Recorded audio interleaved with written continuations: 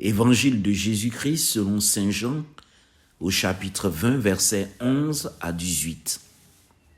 En ce temps-là, Marie-Madeleine se tenait près du tombeau, au dehors, tout en pleurs. Et en pleurant, elle se pencha vers le tombeau.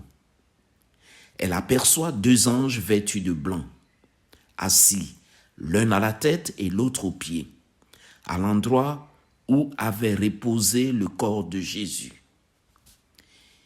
Il lui demande, « Femme, pourquoi pleures-tu » Elle leur répond, « On a enlevé mon Seigneur, et je ne sais pas où l'on l'a déposé. »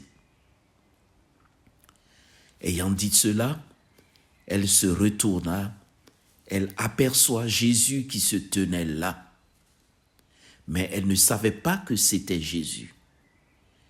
Jésus lui dit, « Femme, pourquoi pleures-tu? Qui cherches-tu » Le prenant pour le jardinier, elle lui répond, « Si c'est toi qui l'as emporté, dis-moi où tu l'as déposé, et moi, j'irai le prendre. » Jésus lui dit, « Marie. » S'étant retournée, elle lui dit en hébreu, « Rabouni », c'est-à-dire « maître ». Jésus reprend, « Ne me retiens pas, car je ne suis pas encore monté vers mon Père. Va trouver mes frères pour leur dire que je monte vers mon Père et votre Père, vers mon Dieu et votre Dieu. » Marie-Madeleine s'en va donc annoncer aux disciples, « J'ai vu le Seigneur. » Et elle leur raconta ce qu'il lui avait dit. Acclamons la parole de Dieu.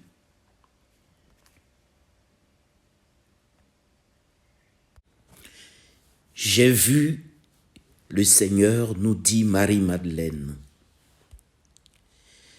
Jésus n'est jamais loin de celui qui le cherche. Il se laisse trouver par ceux ou celles qui parcourent les livres pour retrouver ses traces. Il se rapproche de ceux ou celles qui s'interrogent, qui posent des questions pour comprendre son message.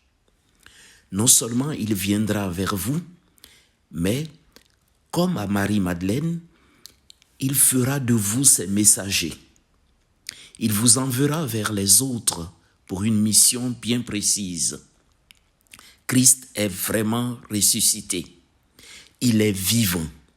Il ne repose pas dans nos tombeaux. Il est vivant.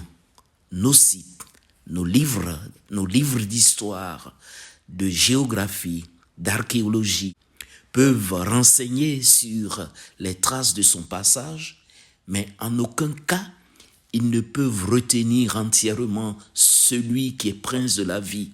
Ils ne peuvent retenir lui, le prince de la vie. Ils ne peuvent contenir parfaitement celui qui est vivant, celui qui est sorti vainqueur au matin de Pâques. Il nous précède en Galilée. Il nous précède dans toutes nos actions. Il nous attend pour discuter avec nous. Avec le Christ, l'aventure humaine ne s'arrête pas à la tombe. Elle est ouverture vers les autres, vers la vie éternelle.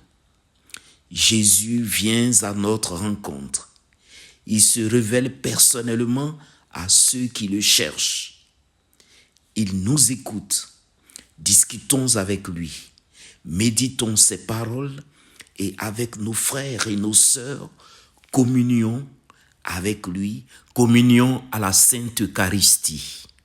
Amen.